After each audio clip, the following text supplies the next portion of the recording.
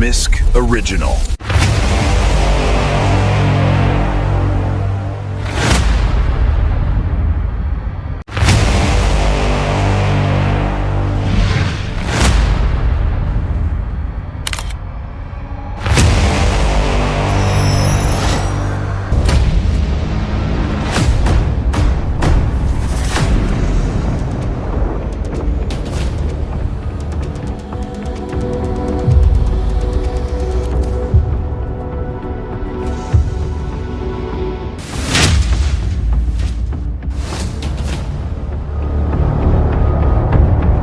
Leipzig छोड़ते वक्त कोई जज्बाती लम्हा नहीं था, न अलविदा न वादे, बस एक मामूली सा सफ़र, ऐसा ही जैसे हम पहले भी दर्जनों बार कर चुके हों।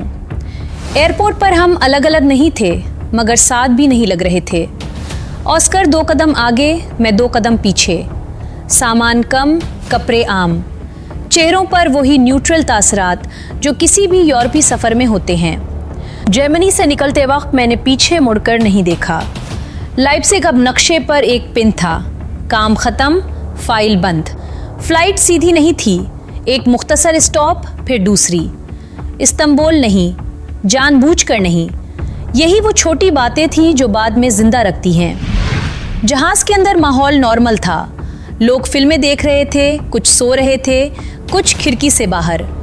मैंने खिड़की से नहीं देखा, मैंने नक्शा जहन में चलाया, रूट्स, बफर्स और वो लाइन जहाँ से कंट्रोल रूम की आंखें कमज़ोर पड़ जाती हैं। ऑस्कर ने आहिस्ता से कहा, लैंडिंग के बाद हम टूरिस्ट हैं। मैंने सर हिलाया, और बॉर्डर के करीब हाइकर्स। ये बात किसी प्लान का हिस्सा नहीं थी, ये सिर्फ हकीकत थी।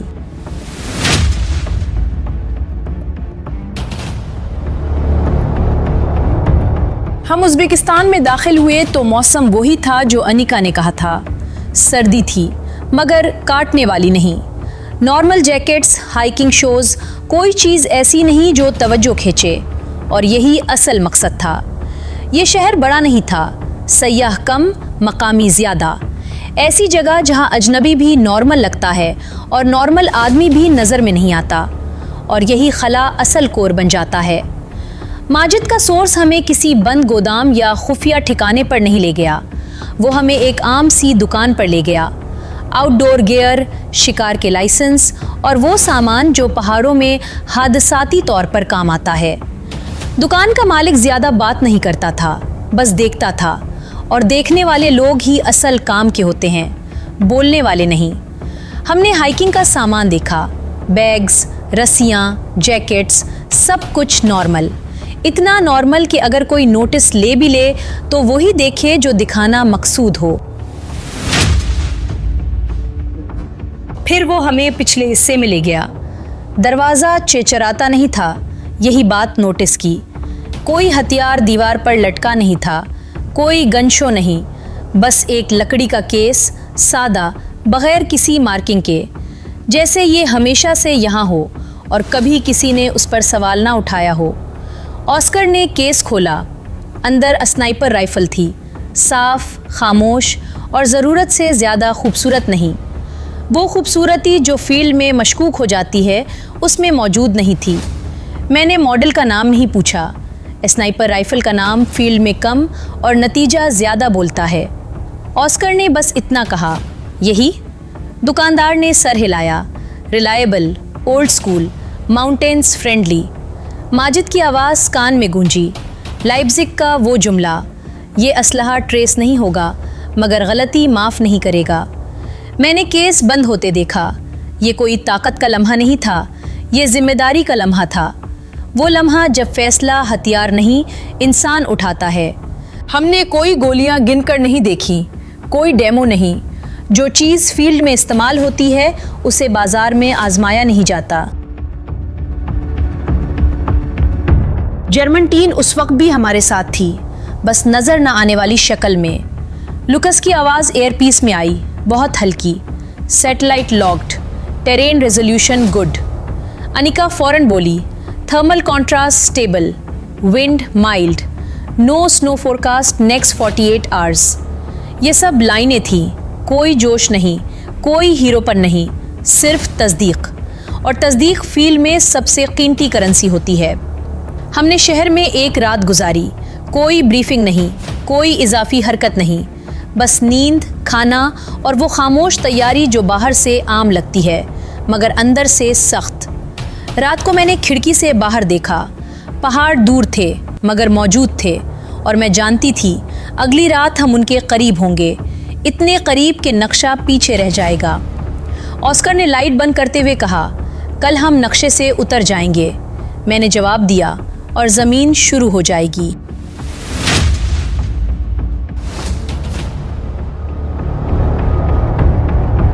हमने शहर पीछे छोड़ा तो रोशनी भी पीछे रह गई।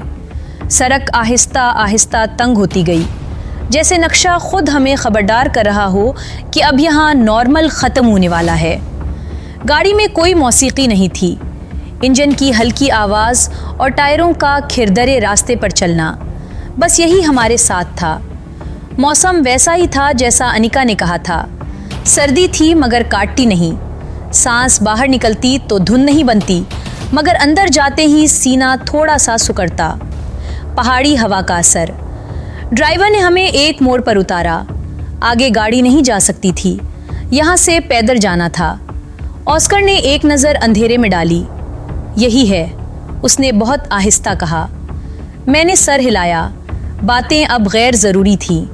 हमने बैग्स कांधों पर डाले, कदम हल्के, रफ्तार नॉर्मल, जैसे कोई दो हाइकर्स शाम से पहले किसी मुनासिब जगह पहुंचना चाहते हों। न जल्दी न तवक्कुफ। जल्दी यहाँ शक बन जाती है और तवक्कुफ गलती। पहला हिस्सा जंगल था, दरख्त घने नहीं थे मगर इतने थे कि नज़र को टुकड़ों में बांट दें। ज़मीन नम थी मगर कीचड़ नहीं। हर कदम सोच समझ कर रखा जा रहा था। ऐसा नहीं कि हम डर रहे थे, बल्कि इसलिए कि आवाज़ भी एक ज़बान होती है। हवा चलती तो शाखें हिलती थीं। मैं हर हरकत को हवा के खाते में डालने की कोशिश कर रही थी ताकि अगर कोई इजाफी आवाज़ आए तो फ़ौरन अलग हो जाए। कंट्रोल रूम खामोश था। ये खामोशी अच्छी निशानी थी। उसका मतलब था लूकस और अनिका देख रहे हैं, बोल नहीं रहे।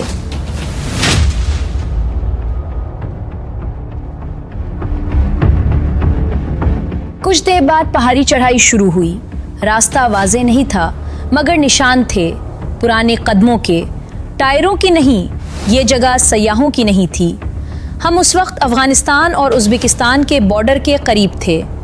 सरहदी पहाड़ों का वो खामोश इलाका जहाँ नक्शे ख़त्म हो जाते हैं और सिर्फ रास्तों को जानने वाले लोग ही आगे बढ़ सकते हैं। इत्तलात के मुताबिक हैबतुल्लाह की रिहाइश अफ़गानिस्तान के अंदर थी, उज़्बेकिस्तान के बॉर्डर से तकरीबन 2 किलोमीटर दूर। यही वजह थी कि यहाँ तक पहुँचना मुश्किल भी था और खुफिया भी। ऑस्कर ने एक बार हाथ उठाकर मुझे रोका। हम रुक गए। सामने थोड़ी दूर हल्की सी रोशनी झिलमिलाई। बिजली नहीं, कोई जनरेटर या अंदरूनी लाइट। मैंने बहुत आहिस्ता पूछा, वही? ऑस्कर ने दूरबीन निकाली, फिर सर हिलाया। दूर है, अभी नहीं। हमने जाविया बदला। अब हम पहाड़ी के साथ साथ चल रहे थे, ऊपर नहीं जा रहे थे। ये वो चाल थी जो वक्त लेती है मगर आंखों से बचाती है।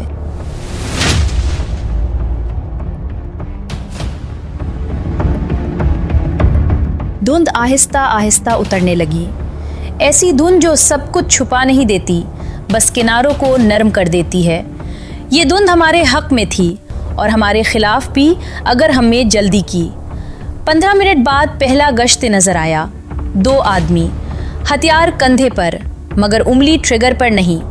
ये फौजी नहीं थे, ये मकामी सिक्योरिटी थी। वो लोग जो इलाके से वाकिफ़ होते हैं मगर किसी रियासत से नहीं। हम ज़मीन के करीब हो गए, झाड़ियों में नहीं, ज़मीन के शेडो में। मैंने सांस रोक ली। ऑस्कर ने सांस की रफ्तार बदली, कम मगर गहरी। वो दोनों आगे बढ़ गए। आवाज़ें धुंध में घुल गईं। ऑस्कर ने बहुत आहिस्ता कहा, एक और होगा। मैंने फ़ौरन सुना, हाँ। कदमों की एक और रद्दम, ज़रा दूर, ज़रा ऊंचाई पर। यही वो लम्हा था जहाँ या तो इंतज़ार किया जाता है या काम। हमने इंतज़ार किया क्योंकि यहाँ वक्त हमारे साथ था।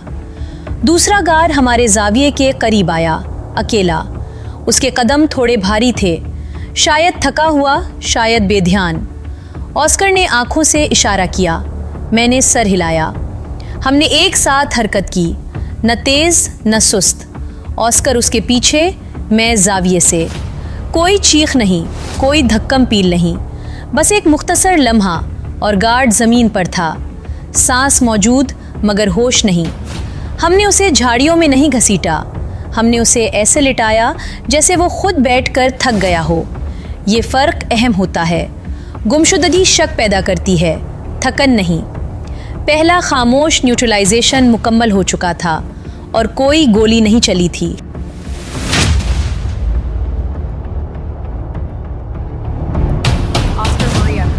कंट्रोल रूम में अनिका की आवाज़ आई, बहुत हल्की। Movement clean, no alert. हम आगे बढ़े। अब पहाड़ी तेज थी। चढ़ाई में सांस की आवाज़ कंट्रोल करना मुश्किल हो जाता है, मगर यही असल इम्तिहान होता है। आस्कर आगे था, मैं पीछे। इतना फासला कि अगर कोई स्लिप हो तो दूसरा फ़ौरन पकड़ ले। और फिर हमने उसे देखा। पहाड़ी की चोटी पर थोड़ा सा साइड पर एक बड़ी रिहाइशगाह, किला नहीं मगर मजबूत, कंक्रीट और लकड़ी का इम्तिजाज, जैसे किसी ने यहाँ मुस्तकिल रहने का फैसला कर लिया हो।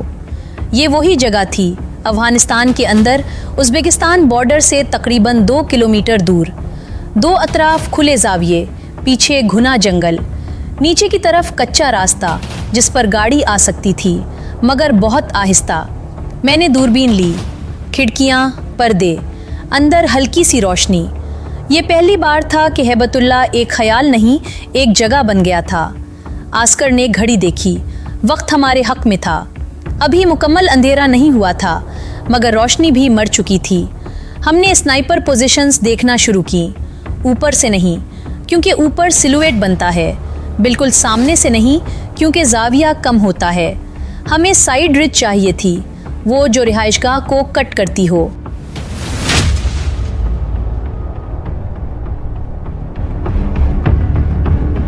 कंट्रोल रूम जिंदा हो गया। लूकस की आवाज आई। Satellite confirms elevation difference, south ridge viable. Anika फौरन बोली, विंड स्टेबल, 3 से 4 किलोमीटर फी घंटा, नो गस्ट्स। हमने रिंग कर पोजीशन ली। यहाँ से फासला तकरीबन 1200 मीटर बनता था। ऐसा फासला जहाँ आम राइफल नहीं चलती, सिर्फ सिलेंसर लगी स्नाइपर राइफल, और वो भी किसी माहिर निशानेबाज के हाथ में। ऑस्कर उन्हीं लोगों में से था, मैं जानती थी। अगर कोई इस फासले से हैबतुल्लाह को हिट कर सकता था तो वो ऑस्कर था। मगर मेरे दिल में एक और ख्वाहिश थी। ऐसे लम्हे ज़िंदगी में बार बार नहीं आते। मैं चाहती थी कि ये शॉट में लूँ। शायद ऑस्कर ने मेरी खामोशी में वो ख्वाहिश सुन ली थी, या शायद वो दिल की धड़कनें भी पढ़ लेता था। वो अचानक बोला, अगर तुम अपना शौक़ पूरा करना चाहो तो मुझे कोई एतराज़ नहीं है। मैंने उसकी तरफ देखा। वो संजीदा था। फिर वो आहिस्ता बोला, लेकिन एक फायर मिस होने की कीमत तुम अंदाज़ा भी नहीं लगा सकोगी। मैंने बग़ैर रुके जवाब दिया, अगर तुम मेरे साथ हमेशा रहो तो मेरा निशाना कभी ख़ता नहीं जाएगा। ऑस्कर चूक गया। एक लम्हे के लिए उसने मुझे देखा, जैसे मेरे जुमले ने उसे हैरान कर दिया हो। उसके चेहरे पर हल्की सी मुस्कुराहट आई, हैरत भी थी और शायद खुशी भी। उसने आहिस्ता से स्नाइपर राइफल मेरी तरफ बढ़ा दी। मैंने गन थाम ली, मगर इसी लम्हे दिल के अंदर एक हल्की सी शर्मिंदगी भी उभरी। मेरे मुंह से अभी क्या निकल गया था, मगर ये वक्त सोचने का नहीं था। मैंने राइफल सेट की, सांस को आहिस्ता किया, स्कोप ऑन किया। इमारत वाज़ेह थी, मगर हैबतुल्लाह नहीं।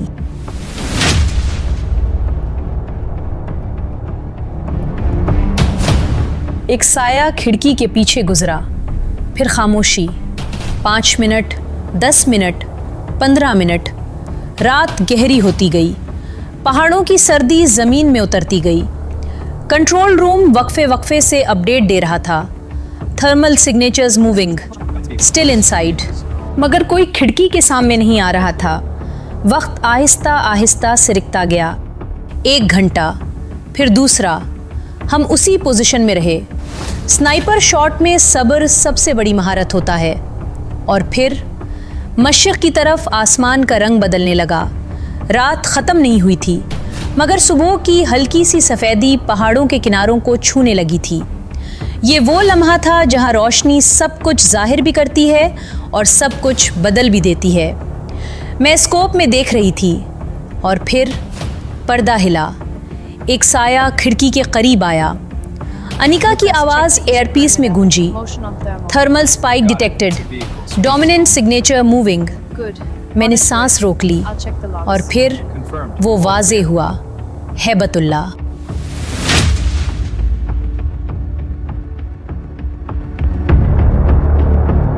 पहाड़ खामोश थे, धुंध साकित खड़ी थी, मगर कहीं दूर लाइप्ज़िग के कंट्रोल रूम में स्क्रीनें जाग रही थीं। ऑस्कर ने बहुत आहिस्ता कहा, नॉट येट। मैंने जवाब दिया, नॉट येट। हमने पोजीशन होल्ड की, क्योंकि स्नाइपर शॉट सिर्फ उंगली का इम्तहान नहीं होता, ये वक्त का इम्तहान भी होता है। और हैबतुल्लाह, वो अंदर था, बेखबर। शिकार अब नज़र में आ चुका था, अब सिर्फ लम्हा बाकी था।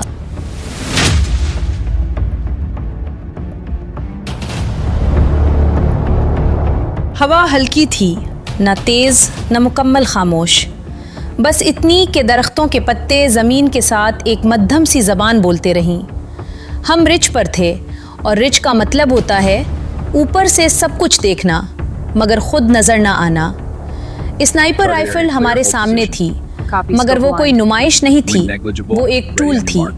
बिल्कुल इसी तरह जैसे लाइप्ज़िग के कंट्रोल रूम में दीवारों पर लगी स्क्रीनें टूल थीं।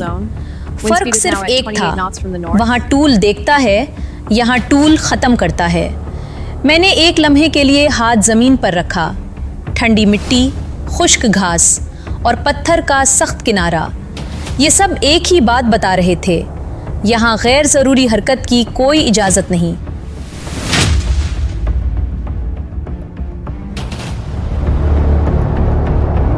मैंने अपना वज़न आहिस्तगी से तकसीम किया, जैसे जिस्म भी शोर कम करने की कोशिश कर रहा हो। ऑस्कर मेरे सामने था, मगर अब राइफ़ल मेरे हाथ में थी। ये मेरी ट्रेनिंग के बाद पहला मौका था जब इस फासले से हकीकी टारगेट को हिट करना था। ऑस्कर मुआवनत कर रहा था, मगर इससे पहले कि मैं स्कोप में देखती, उसने जेब से एक छोटा सा आला निकाला। ये वो विंड मीटर था जो स्नाइपर टीमें हवा की रफ्तार नापने के लिए इस्तेमाल करती हैं। उसने उसे चंद लम्हे हवा की समत में रखा। स्क्रीन पर आदाद चमके। उसने बहुत आहिस्ता कहा, 3 से 4 किलोमीटर फ़ी घंटा, तकरीबन स्टेबल। फिर उसने अपनी बड़ी दूरबीन आंखों के सामने लाई। ये आम दूरबीन नहीं थी, ये स्पॉटिंग स्कोप था। स्नाइपर के साथ जो दूसरा आदमी होता है उसे स्पॉटर कहते हैं।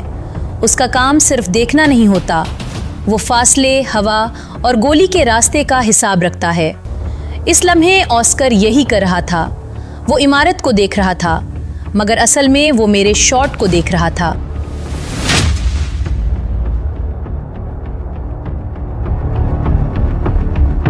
चंद सेकंड बाद उसने दूरबीन नीचे की।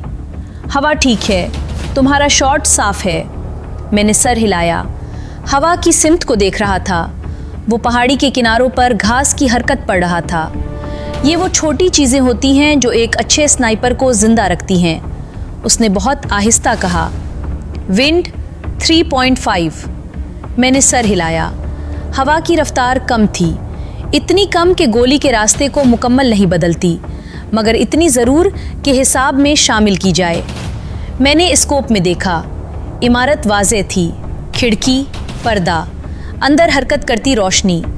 हैबतुल्लाह अभी भी मुकम्मल नज़र में नहीं आया था। मैंने सांस छोटी की। स्नाइपर उसूलों में सबसे पहला उसूल होता है, सांस को गोली के ताबे करो, गोली को सांस के ताबे नहीं।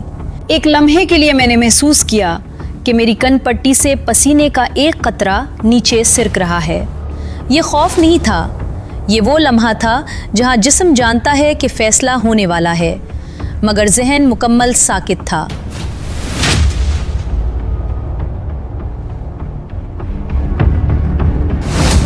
ऑस्कर की नज़रें इमारत पर थीं, मगर उसकी तवज्जो मुझ पर भी थी। वो जानता था पहला शॉट हमेशा सबसे भारी होता है। कंट्रोल रूम की आवाज़ एयरपीस में आई, अनिका, थर्मल स्टेबल। बस 2 लफ्ज़, मगर उन 2 लफ्ज़ों का मतलब था टारगेट अंदर है। चंद लम्हों बाद लुकस की आवाज़ आई, विजुअल रिमेन्स कंसिस्टेंट। फिर खिड़की के अंदर हरकत हुई, एक साया सामने आया। उस स्कोप के अंदर वो साया वाज़े होने लगा, कंधे, सर, फिर चेहरे का रुख। अनिका की आवाज़ दोबारा आई, डोमिनेंट सिग्नेचर कंफर्म्ड। मैंने क्रॉस हेयर को आहिस्ता से हरकत दी, ना जल्दी ना झटका। स्नाइपर शॉट में उंगली नहीं चलती, पोजीशन चलती है। ऑस्कर ने बहुत आहिस्ता कहा, होल्ड होल्ड। हवा ने एक लम्हे के लिए रुख बदला, बहुत मामूली। मैंने फ़ौरन एडजस्टमेंट की। ये वो चीज़ थी जो ट्रेनिंग में सीखते हैं। गोली वहाँ नहीं जाती जहाँ बंदूक दिखा रही हो, वो वहाँ जाती है जहाँ हिसाब उसे भेजता है। ऑस्कर ने मेरी तरफ देखे बगैर कहा, नाउ यू हैव इट।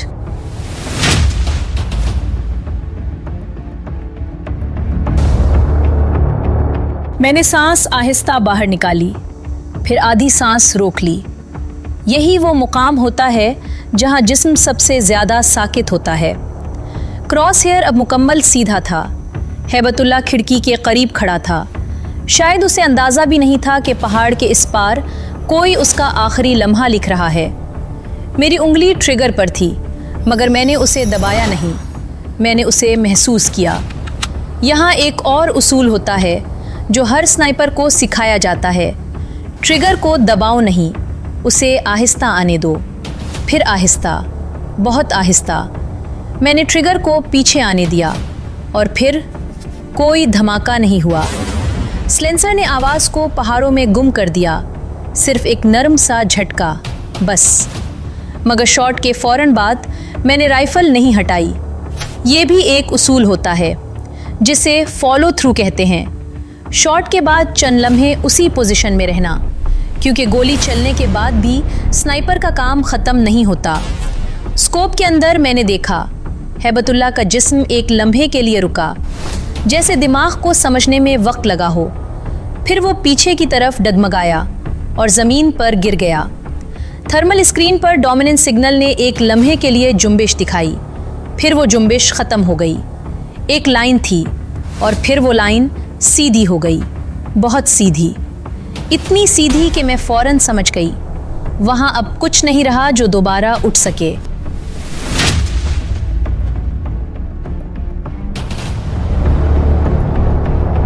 चंद लम्हों बाद अनिका की आवाज़ आई, सिग्नल ड्रॉप्ड, बस इतना। लुकस ने फ़ौरन अगली स्क्रीन खोली, सेकेंडरी चेक, नो मूवमेंट। फिर माजिद की आवाज़, सर्द, सीधी, कंफर्म अगेन। चंद सेकंड बाद जवाब आया, कंफर्म्ड।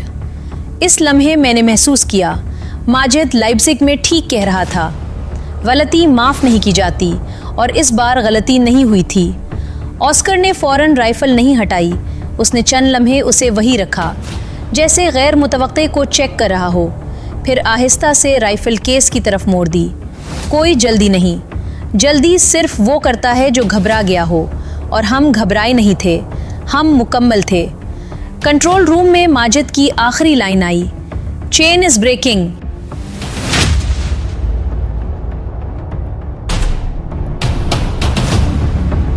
ये फिल्मी जुमला नहीं था, ये हकीकत थी।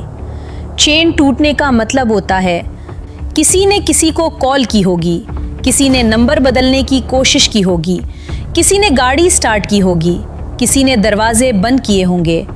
नेटवर्क अब हरकत में आने वाला था, और यही असल मरहला होता है।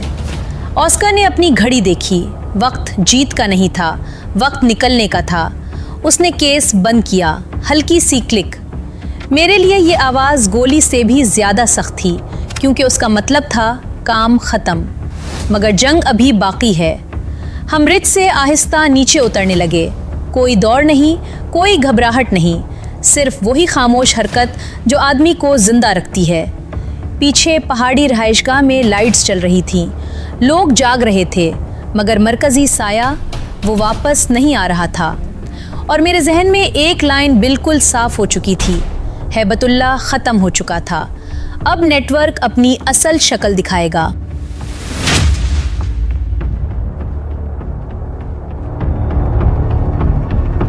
वापसी हमेशा आने से ज़्यादा मुश्किल होती है। आने में आप मकसद के पीछे होते हैं, वापस जाते हुए मकसद आपके पीछे आ जाता है। हमने रिज से नीचे उतरना शुरू किया तो मैंने एक लम्हे के लिए पीछे नहीं देखा। पीछे देखना जज्बाती आदमी करता है और जज्बाती आदमी फील्ड में लंबा नहीं चलता। पहाड़ी खामोश थी, मगर वो खामोशी बदल चुकी थी। अब ये कुदरती खामोशी नहीं थी, अब ये वो खामोशी थी जिसके अंदर हरकत छुपी होती है। वो हरकत जो अभी शक्ल नहीं बनी मगर बनने वाली है। ऑस्कर आगे था, मैं पीछे। वही फासला जो हमने आते वक्त रखा था। ये फासला एतमाद का नहीं, सर्वाइवल का होता है। कंट्रोल रूम खामोश था, ये भी एक निशान था। अगर सब ठीक चल रहा हो तो कंट्रोल रूम बोलता नहीं, देखता है। पहला इशारा बहुत मामूली था, इतना मामूली कि कोई भी आम आदमी उसे नज़रअंदाज कर देता।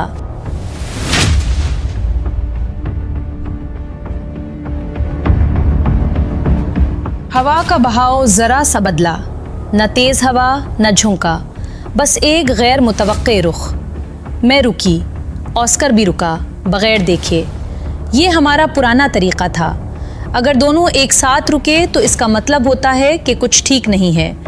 मैंने बहुत आहिस्ता सर घुमाया, नीचे वाली ढलवान पर, जहाँ हमें 10 मिनट पहले कुछ नज़र नहीं आया था। अब 2 मुख्तलिफ हरारत के पॉइंट्स थे।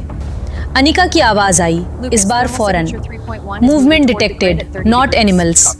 लुकस ने इजाफा किया, पैटर्न्स इनकंसिस्टेंट विद पेट्रोल्स। ये वो लम्हा था जब मिशन टेक्निकली कंप्लीट रहता है मगर अमली तौर पर नहीं। ऑस्कर ने आहिस्ता कहा, दे आर लेट। मैंने जवाब दिया, मगर ब्लाइंड नहीं है।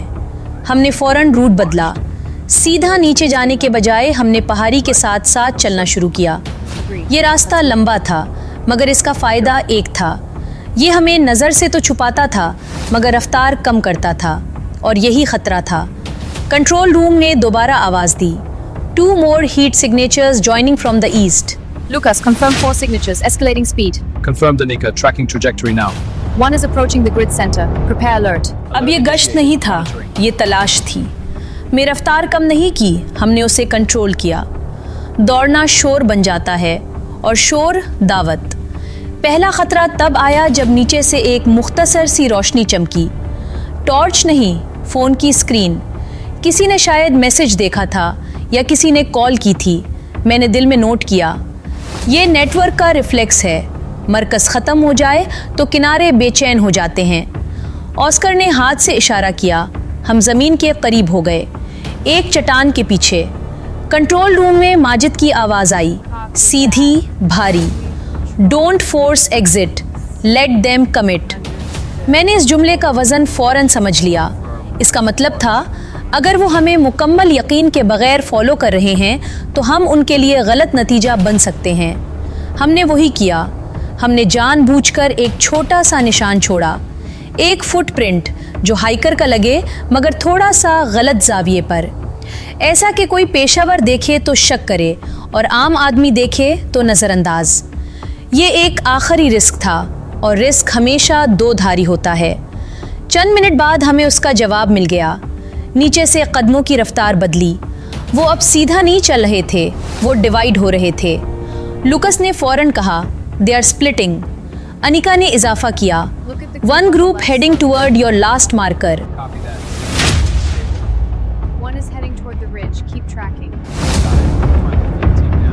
मैंने ऑस्कर की तरफ देखा। उसकी आंखों में कोई घबराहट नहीं थी, बस हिसाब। हमने उन्हें वही दिया जो वो चाहते थे। उसने कहा, अब हम वहीं से निकलेंगे जहां वो नहीं देख रहे। हमने जाविया बदला, तेज़ी नहीं मगर फैसला वाज़े। पहाड़ी के पीछे एक तंग रास्ता था, ऐसा रास्ता जो गाड़ी के लिए नहीं, इंसान के लिए था। हमने वही चुना। सांस अब काबू में रखना मुश्किल हो रहा था। चढ़ाई के बाद उतराई हमेशा टांगों को धोखा देती है, मगर हमने रफ्तार नहीं तोड़ी। कंट्रोल रूम खामोश था। ये इस बात का सबूत था कि वो देख रहे हैं, मुदाखलत नहीं कर रहे। आखिरकार हम इस पॉइंट के करीब पहुंच गए जहां हमें पहले उतारा गया था, मगर गाड़ी वहां नहीं थी। ये वो लम्हा था जहां अक्सर कहानियां गलत रुख ले लेती हैं। मैंने ऑस्कर की तरफ देखा। उसने फ़ौरन समझ लिया। डिले, उसने कहा। न गुस्सा न हैरत, बस एक लफ्ज़। माजिद की आवाज़ आई, vehicle rerouted, someone sniff the corridor. मैंने आहिस्ता कहा, तो नेटवर्क वाकई जिंदा है। माजिद ने जवाब दिया, वही लाइन जो मुझे बाद में भी याद रहनी थी। हमने बंदा ख़त्म किया है मगर नेटवर्क अभी जिंदा है।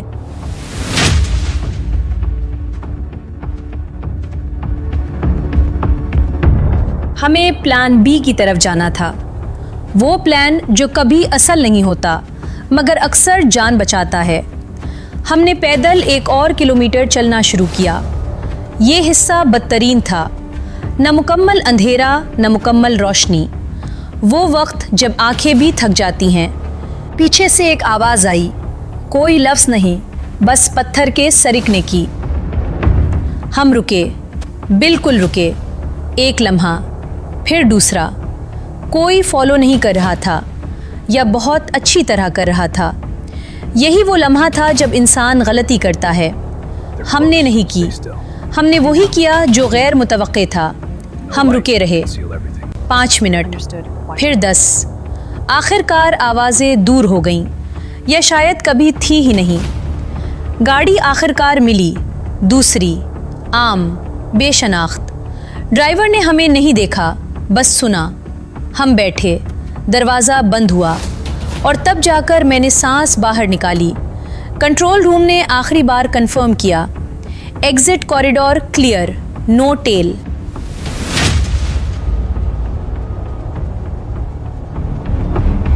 गाड़ी चल पड़ी, रास्ता बदलता रहा। शहर दूर, पहाड़ पीछे। मैंने खिड़की से बाहर देखा। कोई फतह का एहसास नहीं था, बस एक सवाल था, क्या हमने सही किया? हैबतुल्लाह ख़त्म हो चुका था मगर जिन लोगों ने उसे बनाया था वो अभी ज़िंदा थे। जो चैन उस तक जाती थी वो टूट गई थी मगर उसके टुकड़े कहीं और जुड़ सकते थे। मैंने खुद से पूछा, क्या एक बंदा ख़त्म करना काफ़ी होता है या हम सिर्फ वक्त ख़रीदते हैं? ऑस्कर खामोश था, ये उसकी आदत थी। जब कुछ वाकई अहम हो वो बोलता नहीं। आखिरकार उसने कहा, तुमने ठीक किया। मैंने जवाब नहीं दिया क्योंकि ठीक फील्ड में एक आर्जी लफ्ज़ होता है।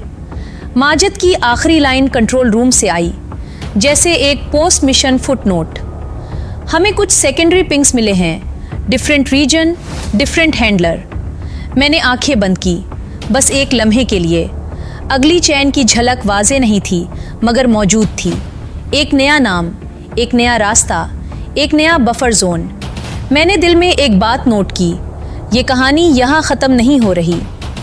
गाड़ी हमें शहर की रोशनियों की तरफ ले जा रही थी और मैं जानती थी जैसे ही रोशनी बढ़ेगी साये शक्ल बदलेंगे। मिशन ख़त्म हुआ था मगर खेल जारी था और मैं अब सिर्फ फील्ड में नहीं थी, मैं अब नेटवर्क में थी।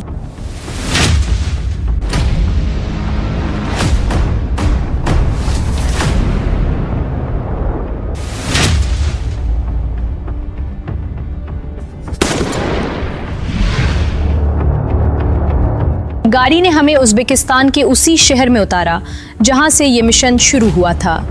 वही गलियां, वही सड़कें, मगर हम वो नहीं रहे थे जो यहाँ से निकले थे। हमने सीधा उसी दुकान का रुख किया। स्नाइपर गन, केस और बाकी सामान बगैर किसी इजाफी बात के वापस रख दिया। ये वो लम्हा था जहाँ शोर ख़त्म हो जाता है और खामोशी असल कहानी सुनाती है। ऑस्कर ने बाहर आते ही एक टैक्सी रोकी। कोई प्लान डिस्कस नहीं हुआ, कोई सवाल नहीं पूछा गया। हम दोनों जानते थे अब यहाँ रुकना गलती होगी। टैक्सी हमें इसी होटल ले आई जहाँ हमने पहले एक रात और दिन गुजारा था। कमरे में दाखिल होते ही ऑस्कर ने बैग की तरफ इशारा किया, अपना बैग उठाओ, हमें यहाँ से निकलना है। उसकी आवाज़ में जल्दी नहीं थी मगर फैसला वाज़े था। मैंने कुछ नहीं पूछा, सिर्फ बैग उठाया और चंद लम्हों बाद हम दोबारा सड़क पर थे। मेरे दिमाग में एक ही बात घूम रही थी, जो हम करके आए हैं उसके बाद यहाँ रुकना सिर्फ ख़तरा नहीं, हमाकत है। शायद इस मुल्क में भी ज़्यादा देर रुकना ठीक नहीं था। ऑस्कर ने एक और टैक्सी रोकी। बिजी साइड, उसने ड्राइवर से कहा। टैक्सी शहर के मसरूफ़ इलाके की तरफ बढ़ने लगी। हम दोनों खामोश थे। ये वो खामोशी थी जो थकन से नहीं, हिसाब किताब से पैदा होती है। मैं हूं मारिया और आप देख रहे हैं मिस्क ओरिजिनल।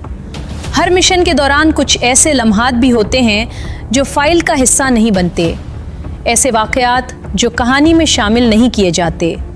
वही लम्हे मैंने अपने इंस्टाग्राम पर शेयर किए हैं। अगर आप उन्हें इसी कहानी के अंदाज में देखना और सुनना चाहते हैं तो मुझे इंस्टाग्राम पर फॉलो करें @marianurofficial। लिंक डिस्क्रिप्शन में मौजूद है। हम दोबारा मिलेंगे एक नए मिशन के साथ।